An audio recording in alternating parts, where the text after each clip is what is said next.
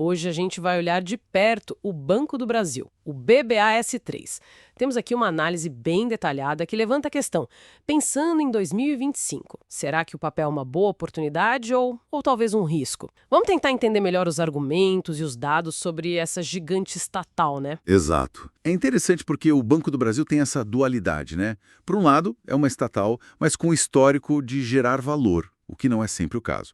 Por outro, sempre tem aquele receio, né? De interferência do governo. E mais agora, recentemente, teve essa turbulência com crédito para o agronegócio que, nossa, mexeu bastante com a percepção. A análise que a gente viu foca bastante nessa coisa da percepção do mercado versus os fundamentos mesmo da empresa. O que chama mais atenção logo de cara nessa análise? Olha, um ponto que eles destacam é uma certa, digamos, previsibilidade. A análise mostra como o Banco do Brasil, historicamente, costuma anunciar dividendos em datas mais ou menos fixas: fevereiro, maio, agosto e novembro. E ainda tem, às vezes, pagamentos complementares. Isso dá uma espécie de calendário para o investidor, né? Mostra uma certa organização, uma constância. Entendi. E falando em constância, como é que foi o histórico recente desses pagamentos? Imagino que mesmo com datas previsíveis, os valores devem ter variado, certo? Sim, sim, variaram bastante. A análise aponta ali um momento mais baixo em 2020 com o dividend yield, que é o retorno do dividendo sobre o preço da ação, né? Ficou em torno de 3,81%. Isso foi muito por causa daquelas restrições do Banco Central na pandemia, lembra? Mas depois, olha só, a gente viu anos com quase 8%, depois quase 12% lá em 2022, aí 8% de novo em 2023 e 10% em 2024. 10%? E para 2025, qual era a expectativa dessa análise? Então, a expectativa que a análise trazia era de ficar perto desses 10% de novo. Isso mesmo com o ano ainda no começo, né? Na época da análise, acho que estava algo como 5% já meio que encaminhado. A política oficial do banco, pelo que consta, é distribuir algo entre 40% e 45% do lucro líquido. Interessante. E aí o mercado, como é que ele estava reagindo a isso tudo em termos de preço na época dessa análise? Ela entra nos indicadores de valuation de preço? Entra sim, e aqui fica bem curioso. A cotação na época estava ali na faixa dos R$ 21, R$ 22. E um indicador que a análise deu bastante destaque foi o preço sobre valor patrimonial por ação, o famoso PVPA.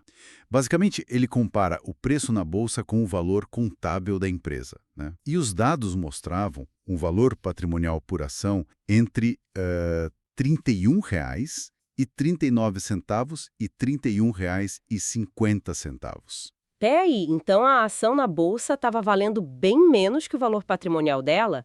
Tipo, 20 e poucos reais contra mais de 30? Exatamente. A cotação estava assim bem abaixo do valor patrimonial contábil. Isso normalmente mostra um certo pessimismo, né? O mercado estaria colocando no preço uma piora futura nos resultados, é isso? É essa leitura que a análise apresenta, sim. Ela até lembra que a economia, o mercado, funcionam muito na base da perspectiva, né? Se a perspectiva piora, mesmo que o agora ainda esteja bom, o preço tende a cair. E o mais curioso é que o fator que está causando esse pessimismo agora é justamente o crédito agrícola. O mesmo que ajudou antes. Exatamente, o mesmo setor que ajudou a turbinar os resultados e o otimismo antes, agora é visto como uma fonte de risco, de possível inadimplência maior, talvez. Aí vira aquela coisa, né? O banco era adorado quando a cotação subia e os dividendos eram altos, e agora enfrenta essa desconfiança toda. A análise também cita outros números importantes daquele período, como um lucro por ação de R$ 5,85 nos últimos 12 meses antes da análise, e um retorno sobre patrimônio líquido, o ROI, que mede a rentabilidade sobre o capital dos acionistas, na casa dos 20%. Nossa, 20% de ROI é bem forte para banco, né? Isso parece contrastar bastante com esse PVPA abaixo de 1. Contrasta mesmo. É um ROI considerado bem robusto. E no fim das contas, qual é a conclusão ou a visão que essa análise traz? É uma boa aposta ou não? Olha, ela reconhece a força histórica do banco, né? Mais de 200 anos, uma presença física enorme no Brasil, a tal da capilaridade.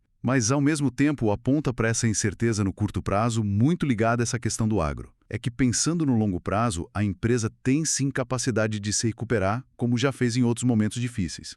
Então, para quem pensa mais lá na frente, talvez para a aposentadoria e acredita nos fundamentos, Poderia fazer sentido, sim. mas a análise bate muito na tecla da dose, sabe? O quanto colocar na carteira, justamente por causa desse risco percebido, da questão de ser estatal. E, claro, eles lembram que tem muito investidor que simplesmente evita estatal por princípio, né? Por causa do risco de decisões políticas afetarem o negócio. Entendido. Então, resumindo, temos o Banco do Brasil, uma estatal que é sólida, tem um histórico de dividendos com datas até previsíveis, mas que no momento da análise estava com um preço descontado, refletido nesse PVPA abaixo de 1, principalmente por causa desses receios com o agronegócio. Isso, exatamente. Embora o curto prazo traga incertezas e os resultados talvez não fossem tão espetaculares quanto antes, a visão de longo prazo podia ser positiva. Isso para quem acredita na recuperação nos fundamentos da empresa, mas sempre, claro, levando em conta o perfil de risco e a estratégia de cada investidor, né? Não tem receita de bolo. Essa discussão toda sobre o sentimento do mercado é bem interessante, né? Fica a pergunta, será que esse pessimismo que a análise mostrou cria mesmo uma janela de oportunidade com a ação barata? Ou será que os riscos de ser uma empresa com tanta influência do governo justificam totalmente essa cautela? Qual a opinião de quem nos ouve sobre investir em empresas com essas características? Deixa a resposta aí nos comentários pra gente ver. E não esquece de curtir o vídeo, se inscrever no canal e ativar o sininho das notificações para receber mais conteúdos como esse, tá bom? E um aviso importante. Esse estudo que a gente discutiu não é de forma alguma um serviço de análise ou recomendação de investimento.